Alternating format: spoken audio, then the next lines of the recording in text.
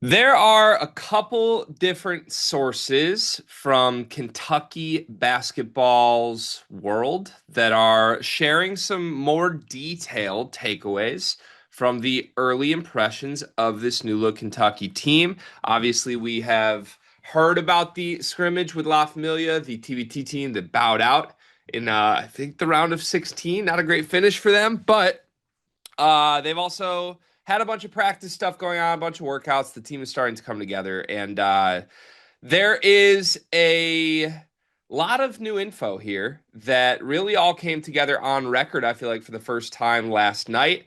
Most of everything that we've seen is paywalled, but I will just say if anyone's wondering, like, how do we get this info? We actually pay for all of the paywalls. So yeah, we just sort of have been able to be in the community and read and see all of this, but out of respect for obviously the people who are reporting all of this, we don't want to just like read the bullet points off. More so, want to do this as a reaction to the overwhelming takeaways. So, we are going to be addressing a couple different sources, as I mentioned here. The first is some updates from Justin Rowland from Cats Illustrated. And then the second is a big write up that Jack Pilgrim did for KSR Plus, the On 3 Kentucky site last night. Both are incredible. Highly encourage anyone watching this to go actually pay for a subscription and get those sites and read all of the details. But I will say it's kind of nice that we got two different sources at once, sort of giving their takes on what they've seen, because it's two different vantage points. It's two different people with different thoughts and brains. And I think it's kind of nice rather than just have one source on all of this, you can kind of fact check things that one site said that is good with the other site to see if they felt the same way and start to come with some real takeaways that feel like they have some substance. So hopefully I've laid up just the information gathering portion of this. But there's a lot of takeaways after you read both of these updates that I have that I can't wait to react to with you. I'll throw it to you for your biggest takeaways from the behind the scenes intel from Kentucky's practices. Well, first off, to double down on having the different viewpoints, it is very nice to have that. I mean, it was even looking at a bigger scale when there were evaluators at the U19 USA basketball camp. It was very clear that some people were on the same page about certain things, some people were on a different page about certain things. It just gives you a different viewpoint, lets you determine how you want to determine it. And there were a good amount of takeaways from, you know, the early stuff from Kentucky basketball, but I think you can't start by saying what the biggest takeaway is. And I think it might be this. I think offensively, this team is gonna have a different identity than it did last year. And now it came with injuries, right, last year. But when they were at full strength, it was you know, Jackson Robinson shooting the basketball, Kobe Bray as a shooter as well. Lamont Butler was a serviceable shooter. They had guys that could knock down shots from the outside, really outside of Otega Owe. This year, it looks like it might be a more downhill team. It might be a more get to the basket team. Jaylen Low breaking guys down off the dribble. Otega Owe, obviously, we know what he can do. Otega's Otega at this point. That's Denzel my favorite averaging thing, by the way, not to cut you off, but I feel like anytime anyone mentions Otega Owe, including these write-ups or just anyone, it's always Otega's Otega. Did they actually use the words Otega's Otega? I swear we've heard Mark Pope say that. We've definitely heard KSR be like, "Yep, Otega's Otega. What you see is what you get." And Because I feel like if the only development that can happen with Ortega is that all of a sudden he's just shooting the ball like lights out from outside. Otherwise, I think you're just gonna get whatever he is. yeah, that's fair. I didn't mean to cut you off, but like, is it way too nitpicky to be like, couldn't we see a new Otega? Like, don't we want to see like best player in the country Otega? That was an Otega last year, right? Yeah, I don't think there's a world where there is a best player in the country, Okay. Ortega. So I'm good with settling for whatever last year was, maybe a little bit marginally better. But I just think the team's just going to be different in the makeup. Like I think a lot of people are going to have more of a, I guess, Ortega mindset with getting downhill and um, you know, shooting might be a question, which is why, you know, I think a lot of the buzz that we're hearing is that, oh, when it comes to shooting. Trent Noah is just this knockdown shooter. That's gonna play and knock down shots. And look, I understand like knocking down shots. You guys want that, you want to play guys that hit shots. That's part of basketball. You need guys that can space the floor. It's just crazy to me that it's looking like Trent Noah might be like a massive factor on this team, which I didn't have that in my Kentucky bingo card coming into the season. Yeah, for sure. I feel like it the updates that are being shared in more detail, I think accurately portray some of our thoughts on this team coming in, and I like when that happens. I like when like initial impressions or takes or beliefs that you and I have end up getting backed up with early impressions here. What So are we going to talk about how one of yours is very much backed up? I think there's a ton of mine and yours that are backed up Yeah, here, so we can talk through them. your biggest one is backed up though. Well, let me before we go player specific, let's just sort of do the overwhelming big umbrella thing. I feel like this was the biggest bullet point overall from both reports here, from Cats Illustrated and from KSR Plus. Um, Basically, it's a totally different identity of a basketball team. And I think both sites seem to lay that out pretty much the same way. Just like, hey, last year's team had a toughness problem. Last year's team was very skilled, could shoot the piss out of the ball, but they were not that physical. And when the going got tough, what happened? This year's team, very physical, very tough, quote unquote dog mentality, it sounds like, is from top to bottom there with this group, even without, think about it, without Jaden Quaintance live right now, without Andre Yelovich, who hasn't even arrived, who presumably will be two of the most physically imposing guys on this team. So if that's the early return, it's going to be good. Like I totally buy that Denzel Aberdeen's a dog and he's fitting in well with Otega Owe and Jaylen Low, and I like this.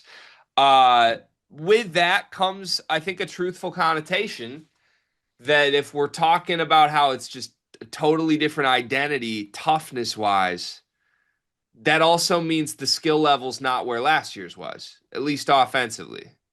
And I think that's been pretty explicitly said in both of these reports. Like you can read between the lines. It's just like the shooting's a work in progress here. Okay. The point guard spot's a work in progress here. Okay. Like, yeah, I don't know. We'll go through some of these player specific takeaways, but I think like the reality is some of these names that were brought in, I think we not question, but just kind of were like, okay, the 3 and D guys have to be really, really good. And we've talked about this in other videos, Mo Diabate and Cam Williams. It doesn't sound like either of those two have been overly impressive. And I think both of these early reports sort of reflect that. That's how you get Trent Noah popping really, really well as one of the better wings on this team. So to me, that's sort of the all-encompassing, like big picture umbrella thing that I'm hearing from all of these reports is this team is going to be a lot more grind you out. It's going to be physical. It's going to be a fun team to root for. More athleticism, really, really high level athletes. But will the skill level ever get there? And that is a unique challenge for Mark Pope to try and deal with because I think it's been the opposite for most of his coaching career. Yeah, but I mean, to Mark Pope's credit, though, I think he saw, playing in one of the best conferences in the country, playing some of the best teams in the country. You do have to have a level of physicality to get to where you want to get to. I mean, you look to the teams that were in the Final Four just last year.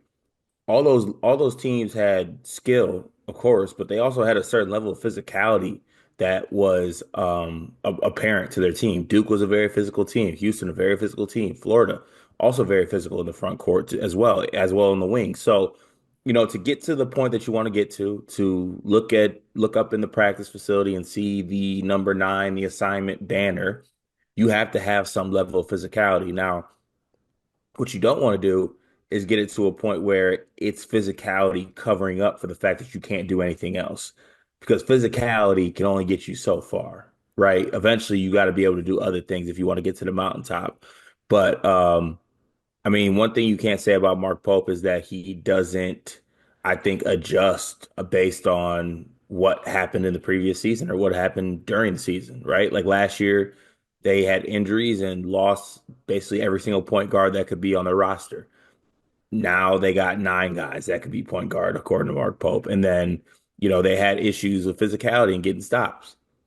This team is going to be able to flip that narrative. So I don't think you could dock them or you got to give them credit for changing the issues that were at hand, but you just don't want it to go too far. You know what I'm saying? Like I feel like sometimes that physicality work can get used to cover up for the fact that your basketball team maybe isn't necessarily the best basketball players.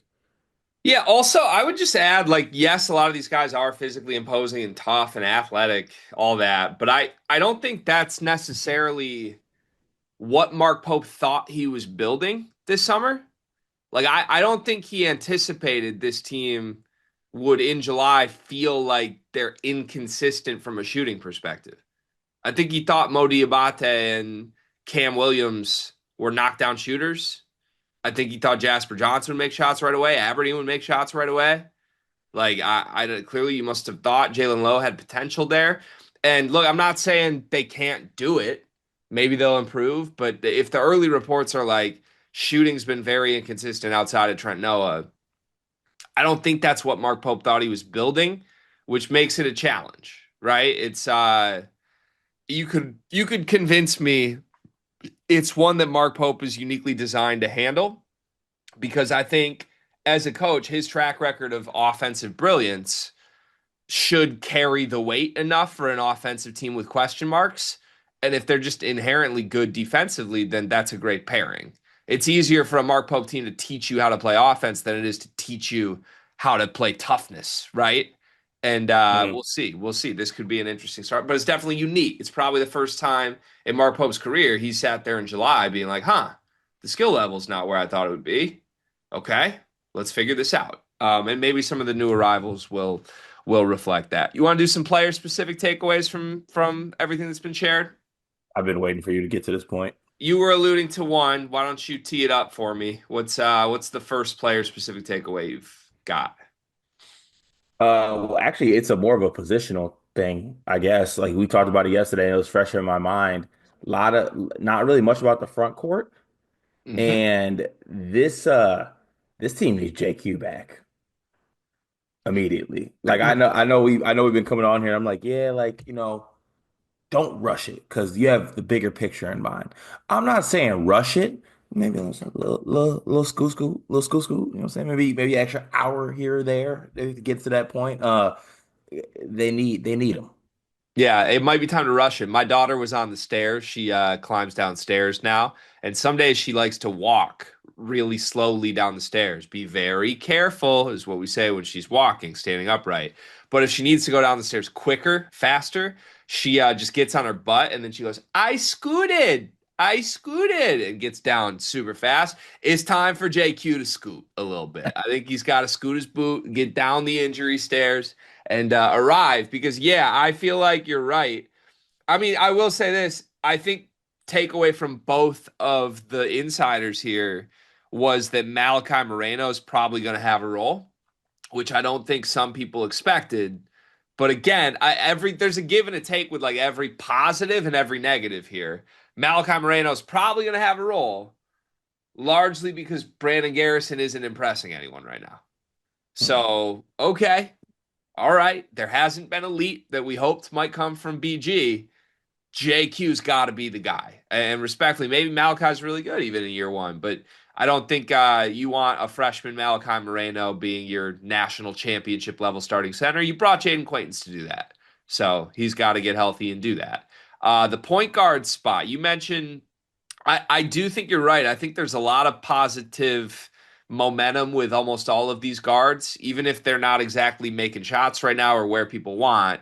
There's just a lot more to like between the mix of Aberdeen and Low and always obviously in there. I don't know that Jasper Johnson off the bench right now. Like there are a lot of options. Mark Pope is right. He's been effusive in his praise with that. The first bullet point pretty much the earliest thing, the biggest, like, okay, let's talk about it from both of these inside reports was Jaylen Low oriented. And you were laughing before we clicked record at one of these sentences that was written because it was like Jaylen Low will be the key to this season. He's got so much upside. He's got all conference level potential.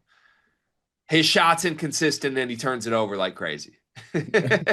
Like that's all I was in like, one oh, sentence, you know? yeah, yeah. It just, I understand like he has his moments. I just feel like the one of the main things that you can, hang your hat on for really good basketball teams is consistent point guard play.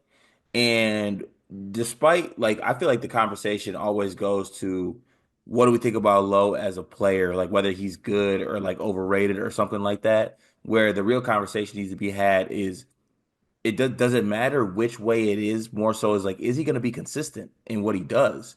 Because it is so hard for a basketball team to play if you are not getting consistent point guard play. The erraticness of a point guard leaks into the rest of the team every single time, whether you want to admit it or not. The point guard is one of the most important positions on a basketball court, and it resonates throughout the whole team. Typically, if you want to look at it, if you have a basketball team with an inconsistent point guard, it typically does not lead to good things. Now, I'm not saying that this player is comparable to this player, but I'll speak from my experience here. AJ Hogarth was not a bad basketball player.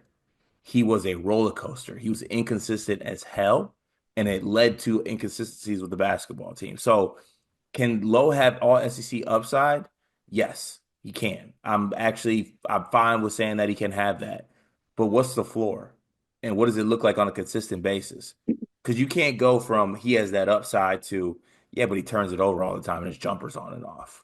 It's like the Yeah. classic Illinois thing. What's the ceiling, right? Yeah. Yeah, it's kind of the story of Jalen Lowe's career right now, right? Like at Pitt, when he was on fire, they were essentially unbeatable. He was unguardable. And when he was really bad, they couldn't win a game. Now he has better pieces around him at Kentucky very clearly, but I don't know. It's I guess if you're a Kentucky fan, do you think you want that to be the way it's framed? I was thinking about this because like obviously we agree Jalen Lowe's potential is like first team All American. The likelihood of him fulfilling that potential in this season may not be all that high, but I guess to hear both of the inside reports sort of put it on a tee of like Jaylen Low is the most important piece to this team. He will decide how this season goes. Would that have you feeling good or not good if you're a Kentucky fan? Not good, because I don't want my season to be dependent on someone who's inconsistent. This video is brought to you by NBA 2K Labs or maybe college football labs because the people behind 2K Labs have just built something awesome. CFBLabs.com has everything you need to play college football 26 even better. Cart, you've been playing the game, right? I have been, but I'm behind the eight ball, Gregory. There's a lot of people out there who got a little bit of edge on me, but the good folks over at 2K Labs got me covered. They got the playbooks I need, the plays, the head-to-head coaches, knowing some teams. Obviously, way too many college football teams. I need the inside edge here, and they got all different types of things to help me get that edge. Yeah, I jumped in and started playing Road to Glory over the weekend, and I ended up like a two-star recruit that did not get one snap in season one because I chose the wrong school with the wrong roster that was way too loaded. Had I known that CFBLabs.com exists, I would have made a much more wise decision in my Road to Glory mode. They've got teams, playbooks, coaches, team comparison tools. You can literally see every single play in the game, every player in the game, their rating, what they're good at, all in one consolidated place online to help you make the right choices and win more games in college football 26. CFBLabs.com. Go check it out. Yeah, I just feel like it's one of those things where we kind of hinted at it when they added Low of like you're hinging a season on him taking a big efficiency leap. Mark Pope is a great guru that should help him do that, but I feel like even in the first month of this, it feels like that takeaway is like he has some wild swings here, and ultimately his swings are going to decide this season. So on a team where like simultaneously we're hearing like, yeah, they're inconsistent, they don't really make shots. Jaylen Lowe is going to decide where it goes. It's kind of those go hand in hand, right? Like inconsistency, shots don't always go in is kind of the story of Jaylen Low. Right. And look, I feel like we always lean towards the because I feel like I fall victim to this too. It's like, at the end of the day, Ortega always the best player on this team, and I still think he's the most important player on this team. And now, can Kentucky's ceiling be raised by the play of a guy like Jaylen Low? Of course it can, but you know, I don't even think you need like high all SEC upside. You just need him not to kill the team. And I Yeah, feel like at Pitt, he killed the team at times. yeah. So if you could just, I mean, is it time? Do we bring a sleepers classic back to Kentucky basketball? Which is what? Oh, Gregory, come on now. I know we deleted a lot of those videos, but let's not lose our roots here. Talk to me. Find the middle, man. With Jaylen Low? Yes, Jaylen Low, find the middle. I like that. Find the middle. We don't need top throw dragster. We don't need any of the. We don't need demon drop. Go to Camp Snoopy. Be Yeah, level. I Go like around in that. a circle. Be I like safe. that. I like that. Can I ask one more question real quick? Of course. So it feels like do you agree that the most positive thing from both of these reports has been just the identity and the toughness stuff? Like a lot of what you're hearing is about that. Yeah, like I mean, correct me if I'm wrong. I feel like the most blatantly pure 100% positive things that we've heard are like Trent Noah is making shots. Braden Hawthorne is a factor. He's a dude. We can speak to that if we want. Um, Always, always, right? It's kind of everything else comes with like a little bit of an asterisk. Like Jaylen Low's dynamic, but the three and D wings are versatile defensively. But it feels like the loudest positive to me is toughness identity wise. Is that fair to say or no? Yeah, I think so. This is where I'm going with this. So the loudest positive is toughness and identity wise. This year's team runs through Jaylen Low. Last year's team was led by Lamont Butler. And this year's team upgraded in toughness identity wise. Do I have that right? Well, I think Like it's that everyone. feels a little ominous to me, no? It's everyone else. It's everyone else though. We're kind of throwing some shots at last year's team inherently by being like, this year's team is in a different stratosphere toughness wise. Like Lamont Butler was the dog of all dogs. If anything, Yeah, you but it's downgraded toughness at point guard. but they upgraded at the four. They upgraded at the three. Trent Noah's tougher than Andrew Carr. Yeah, I think everyone's tougher than Andrew Carr. I don't know, man. Feels like a little. I don't know. I'm surprised at that going person by person right now. Like Brandon Yeah, Garrison's tougher than Amari Williams. Okay. Trent Noah's tougher than Andrew Carr. Okay. Ortega's Ortega. He was here last year. I guess I don't know. Denzel Aberdeen must be really tougher than Jackson Robinson. That one I probably buy.